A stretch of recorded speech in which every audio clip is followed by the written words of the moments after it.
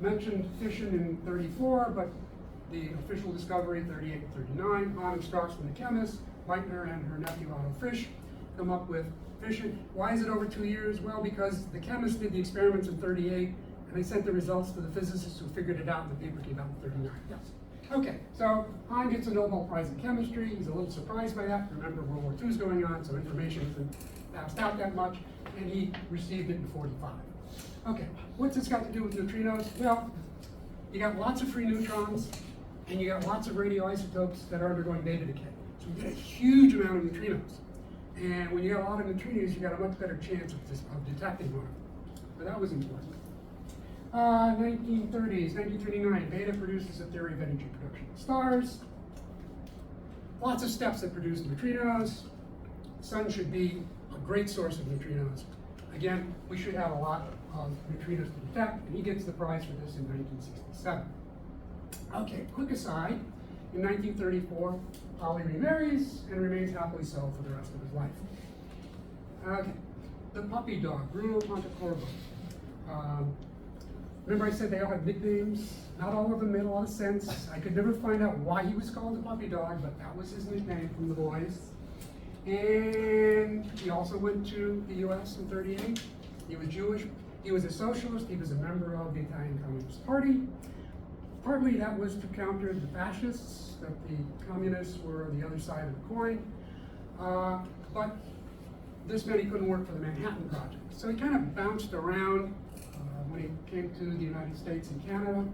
He ultimately wound up at McGill University, which was indirectly associated with the Manhattan Project. So this was okay, but he couldn't work directly for the Manhattan Project. And he helped design what was then the most advanced heavy water reactor in the world. Okay, neutrinos. He used this inverse beta decay to propose a detection scheme.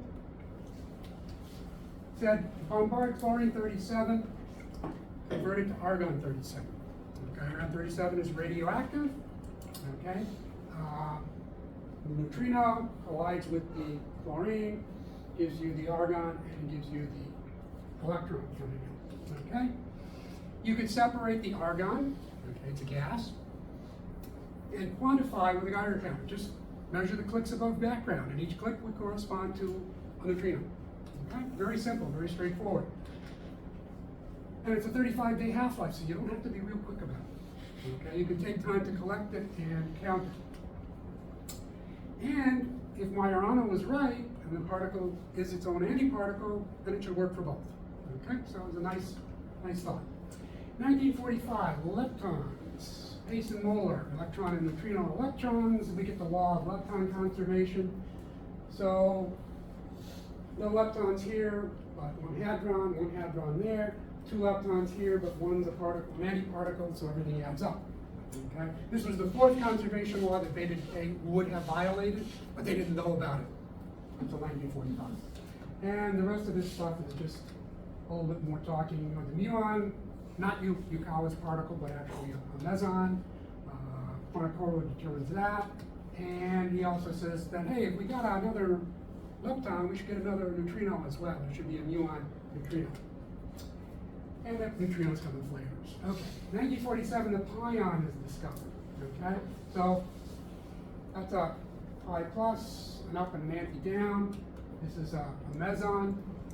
Cecil Powell and colleagues, Nobel Prize 1950. The strong force exchange particle. Charged mu pions, plus and minus decay into muons, and a whole bunch of neutrinos.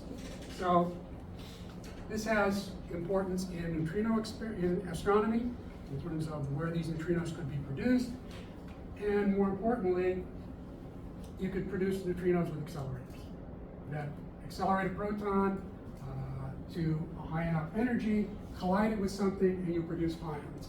And the pions then will decay, and you'll get a lot of neutrinos.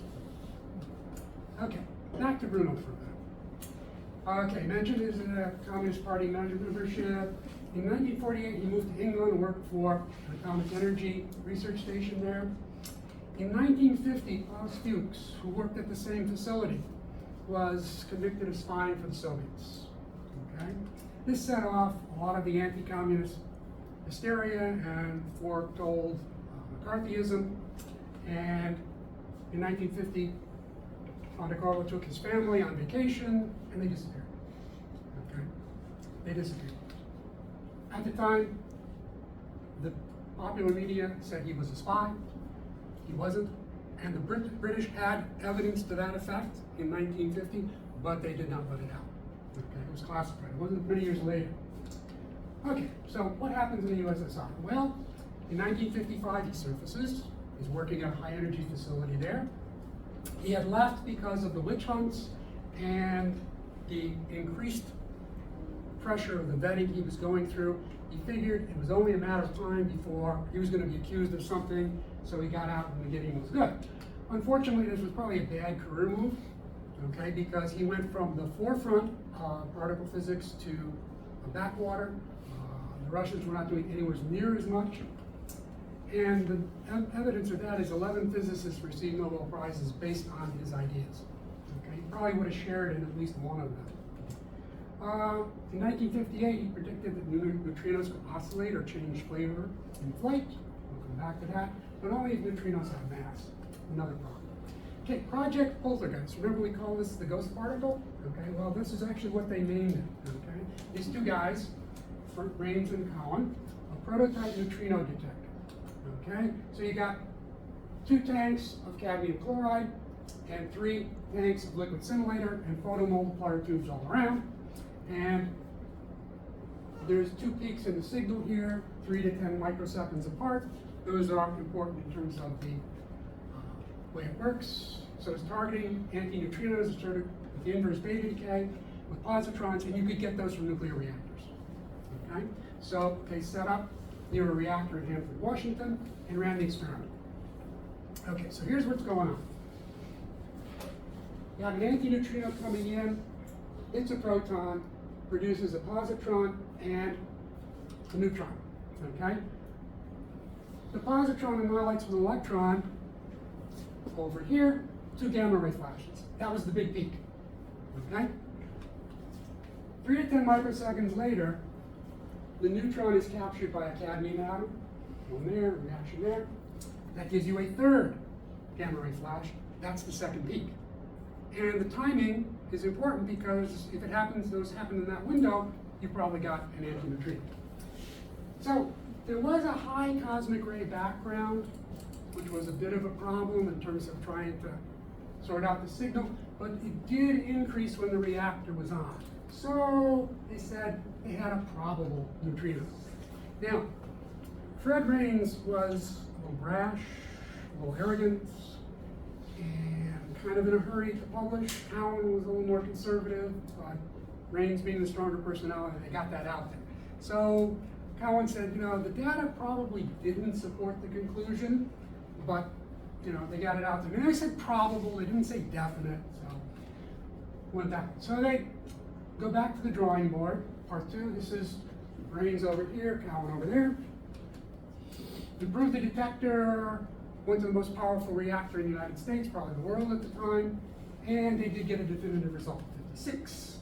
So they had an estimated flux and 3 inverse beta decays per hour. Okay, which is not bad considering none of this stuff is really big in terms of numbers. Okay, so where's the prize? Well, there was a plaque, okay, but where's the prize? Well, there was a problem that the experimental cross-section that they were getting didn't match the weak force predictions, okay? This was a bit of a problem. So they go back to the drawing board, modify the experiment, new results, and hey, guess what? Now they're in the right neighborhood, okay? Seems good, huh? Well, bad optics, and this is figurative, not literal here. As I said, Raines was a little arrogant. He annoyed people, he made enemies, he was defensive, and he seemed to have a habit of coming up with numbers that matched the theory when he needed to. So there were a lot of people who didn't care for his results. They mistrusted it, they disliked him, and so it was not an immediate Nobel Prize. Now, yeah, ultimately he does share the prize in 1995. You might think, well, why isn't Cowan sharing the prize? And hey, Fermi was the one who came up with the theory in the first place, and like, he's got a Nobel Prize for the theory. Why shouldn't Fermi? Any ideas? Yeah, they were both dead. Okay. Nobel Prize is only given, or awarded, I should say, to people who are alive at the time when the award is made. They don't have to be alive to receive it, but they do have to be alive to be named. Okay. So, in case you're wondering, Pauli did pay off the champagne bet. Okay. Solar neutrinos. Okay, this is Ray Davis, joined UNL in 1948. He was a chemist, and he became interested in neutrinos. He asked his boss, "What do you want me to study?" And his boss said, "Go to the library and find something." So he started reading about neutrinos, and he got interested, and that became a life's work. He also worked in meteorite analysis and moon rock analysis. This wasn't the only thing he did, but this is the thing he got the name for. He tried several schemes using the chlorine-argon detection method. No luck with cleaning fluid and reactors. After Rains and Cowan got neutrinos, he started looking at solar neutrinos. Maybe he could detect them.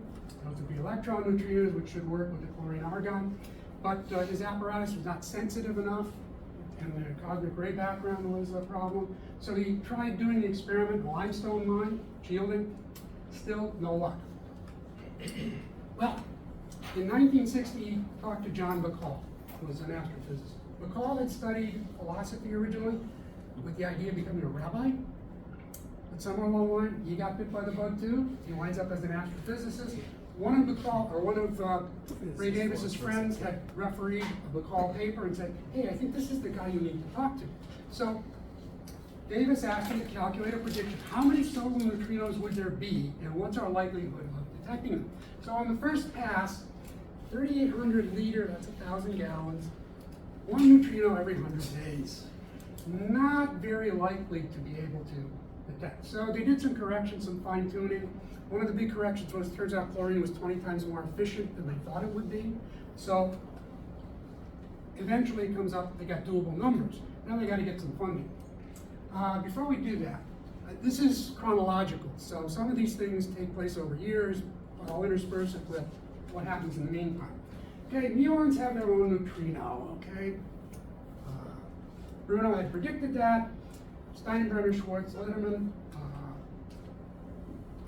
at Brookhaven used the AGS to produce protons, bombard it, produce pions. The pions decay into muons and muon neutrinos.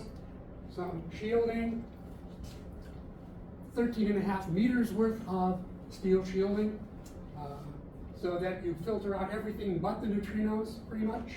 The neutrinos come through, and this inverse decay situation comes into play again. The neutrino hits the nucleus and kicks out another muon, and that's a detect. So where did they get 13.5 meters worth of steel? Old battleships. Okay, the U.S. was decommissioning battleships about this point, so they took the armor plate out of the battleships, and you got a huge wall. They weren't the only lab to do that, by the way. They had a spark chamber, 91-inch thick aluminum plates. Charged particle would produce a spark going through it, and the muon would continue to travel through the aluminums, but any electrons that were produced would get stopped. So it was just a matter of identifying the right track. And they had 15 neutrino events, muon neutrino events, and the Nobel Prize in '88. Okay, back to Davis and Bacall. So they located a site, Homestake Gold Mine in South Dakota. They convinced Maurice Goldhaber to give them the funding. He was the director of DNL at the time. 1 mile deep underground cavity. NASA built them a tank, 380,000 liters, so we got a lot more. 10 railroad cars of perchloroethylene, CCl4, a common cleaning fluid, but lots of chlorine. Fill the tanks, remove the air so you get the atmospheric argon out. Cost $600,000. Not bad. Davis said that it was equivalent to about 10 minutes of commercial TV time at that particular era, so not a bad cost. And they expected a few dozen argon atoms every few weeks. Okay, so every few weeks, Davis would go to Homestake Mine and check. And what he first did was flush the system with helium to carry the argon out. It went into a trap. It was cooled. That would condense the argon, but the helium would remain gaseous. That would pass through. Then heat the trap. You release the argon gas. separate out any other radioactives that might be mixed in there, and he wound up with a sample about the size of a sugar cube. I don't know how he gets from a gas to a solid there, but that's what he wound up with. And again, going back to the original idea, you can use a Geiger counter to measure it. And because the half-life is 35 days, you don't have to worry about how long it takes to do this. So we get a few atoms from the tank, 10 to the 30, okay? So Davis referred to this as just plumbing, okay? Bacall, on the other hand, was odd. This makes looking for a needle in a haystack easy, okay? So Bacall was really appreciative of what was going on here.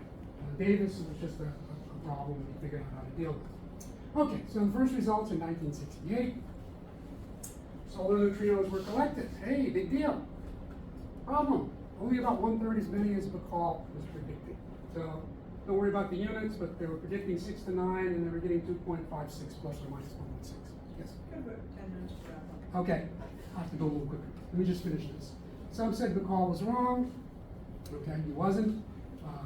Can't tell you that story. Davis's result not sufficient. Well, Davis injected, he cleared the tank, he injected 500 argon atoms and proceeded to collect all of them. So his methodology was good. They did refine things and they fine-tuned, but it's still referred to as a solar neutrino problem. Okay, meanwhile, we get the tau, another heavy lepton, pearl. I won't go into the details of how they collected it. Neutrino was inferred. They had a proposal for an experiment in 1980, about $15 million. The detections were a little iffy, so they couldn't fund it. Kamiokande, mid-80s. Okay. Originally, the Kamioka nuclear decay experiment, so that's why it's Kamioka NDE, and in some videos you actually hear it referred to as Kamioka NDE. Most people call it Kamiokande. In Japan, the goal was to look for proton decay, which was predicted by the grand unification theories. Tank, water, photomultiplier tubes. You may have seen pictures of guys in boats inside this thing. That's Kamiokande. Okay. And ultimately, it turned out to be easy to modify to detect solar neutrinos. So in the mid-1980s, they were looking for neutrinos. I know this says Super K, which was the successor to that, but the diagram was good in terms of showing what's going on. Neutrino collides with an electron, and the electron is propelled, and you get a flash of Cherenkov radiation. Anybody not know what Cherenkov radiation is? Okay, basically when a particle travels through a transparent medium at a speed greater than the speed of light in the medium, you get a light flash. It's sort of like a sonic boom in a light medium, okay? So you get this cone of light being produced, and that can be detected with the photomultiplier tubes and recorded. Okay, so you can also get the direction and the energy of the neutrino. And it's sensitive to high energy neutrinos, which would be what you would be getting from the sun. But there's other problems, it picks up other events. Okay. So in 1987, supernova 1987A, how many people were not born in 1987? Well, I can tell you from personal experience, this was a big deal in 1987. Okay? This was the first supernova that was close enough, it happened in the Large Magellanic Cloud, the first supernova close enough to be observed in real time by astronomers since the early 1600s, Kepler supernova. So everybody was looking at this. They were using instruments in space and on Earth, real time. And Bacall, remember him? He said, hey, this should be producing neutrinos. And the neutrinos should have arrived before the light did.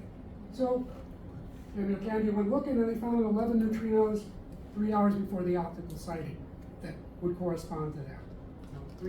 11 above their background. Okay. And there were 2 other detectors that collected another 13. 2002, Hitoshi Kashiba, leader of Kamiokande, gets the Nobel partly for that work. And this was a Hubble telescope picture that was taken several years afterwards. So nice images of that. And this was the super K curve. All right, I'm sorry, real quick. Why do the neutrinos precede the light? The deal with light, and one of the reasons why neutrinos are so valuable to astronomers is they don't get stopped generally. They go through. So for instance, when neutrinos are produced in the sun, they're almost at the speed of light, and they The travel light right would have through. been slowed by the Light- atmosphere, but not the neutrinos. Well, by the, whatever is around, the density of the sun, it can take thousands of years for photons by absorption and re-emission to work their way to the surface. Oh, I hear you. And the same thing happens Gotcha. with the supernova. The photons that would correspond to it take a while to work out through the density of the material. So they're behind even though the neutrinos are not at the speed of light, they're going pretty fast, and they get there first. Okay, solar neutrino puzzle. So neutrinos are coming from the direction of the sun. Also had the same deficit that Bacall had. Okay, so there was vindication there. And they confirmed the energy spectrum with calculations that also matched Bacall's calculations. So they were vindicated, okay? But it doesn't explain the deficit. In the 1990s, Martin Pearl, who had done something earlier, comes up with a great name, the donut experiment, direct observation of Newtown. And basically, again, won't bore you with the details of it, but he gets evidence of the town neutrino. Okay? They started in 1997. It took them 3 years to get a result, partly because you needed to collect enough data, and also partly because they had to figure out how to identify the track, because it was kind of a new detector. Okay, solar neutrino problem. Pontecorvo had talked about neutrino oscillation before, and he revisited in '68 to explain this situation, that electron neutrinos are produced, but 2/3 of them change flavor between here and there. Quantum mechanics does allow the neutrinos to oscillate if they have mass, but the standard model, which had been hugely successful since the 60s on, said neutrinos have no mass. So this was a big problem in terms of what people were used to and what seemed to be happening. There was another effect that comes into play. I'm not going to try to pronounce them, but basically they said if neutrinos have this oscillation tendency, mass will enhance it. So if neutrinos are oscillating a little bit in the middle of the sun, by the time they get out, they're absolutely schizophrenic. Okay? So that should be a big difference. So Super K upgraded Kamiokande. They detected solar neutrinos formed by cosmic rays, and again, I won't go through the analysis, but roughly they're getting less than they expect of certain types of neutrinos, so something's got to be happening. Only half as many cosmic ray muon neutrinos from below as above. You should get the same number of cosmic ray neutrinos where we are, but the ones that are going through the Earth are apparently traveling longer time of flight, so they have more opportunity to change. Okay. So, SNO, Sudbury Neutrino Observatory, built in a mine in Ontario, designed as a neutrino detector right from the start, and they had a result that they were missing neutrinos were caused by oscillation, and there were no problems with the calculations and methodology. But again, missing doesn't mean they're changing. You like to actually find them. So they modified SNO, upgraded it, added a little salt, okay? What could a little salt, right? And they confirmed Bacall's model, okay? I mean, everything within experimental parameters. 1/3 were electron, the other 2/3 were muon and tau, okay? And neutrinos then have to have mass, okay? This is another big deal when this came out. And Bacall was to say at the time that he felt like a convicted man who'd been in prison and was suddenly vindicated by DNA results. Okay, that's how he felt, because it had been a long time. Okay, so what about the Nobels? Okay, Martin Pearl, the tau, Fred Raines, the electron antineutrino in 1935, Ray Davis and Koshiba for cosmic neutrinos in 2002. It was a big deal at the lab at the time. I was doing QuarkNet then, and they really made a big deal because Ray Davis was the first current employee of the lab to win a Nobel Prize. There had been other employees who had left or joined after the Nobel Prize, but he was the first one. It was a big deal.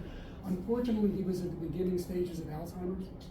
Okay? He apparently knew what was going on, but he was beginning to lose it. 2015, Vegeta and McDonald, Super K and SNO for showing neutrinos change identities. Okay, so other experiments, real quick look here.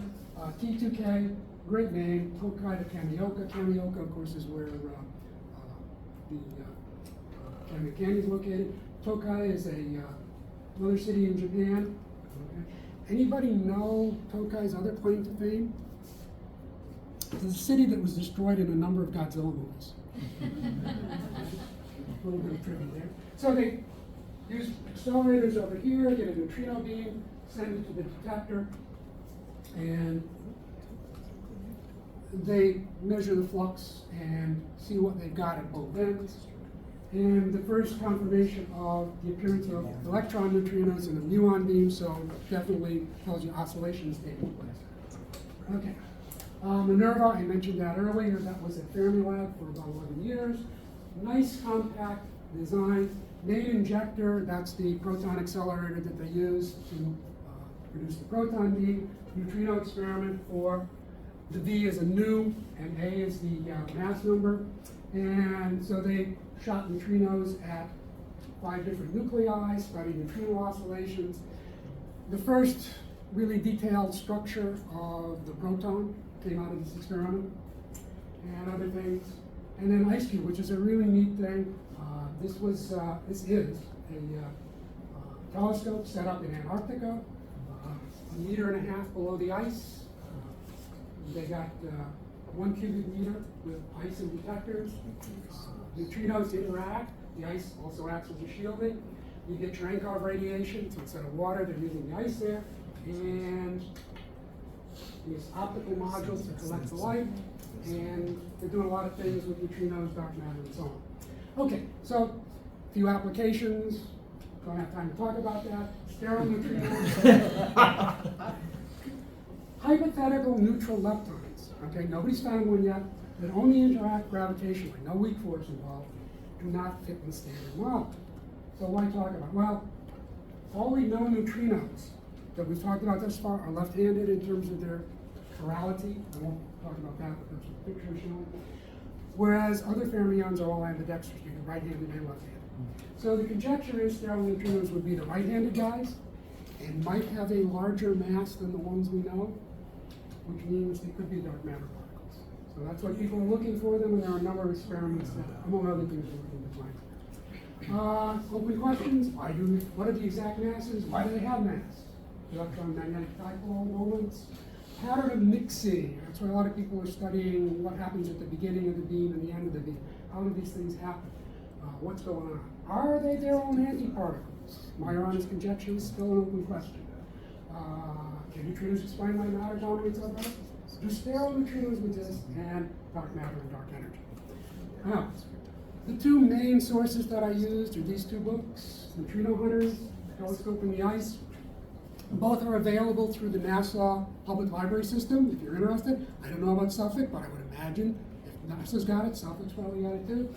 There are a bunch of other sources. I won't bore you, but I will say, if you have a chance to look at this NOVA video, season 48, episode 12, which is available online if you have the PBS pass. That was a great overview. Paul was talking about some of the historical figures and the various experiments. And of course, other websites. And that's it.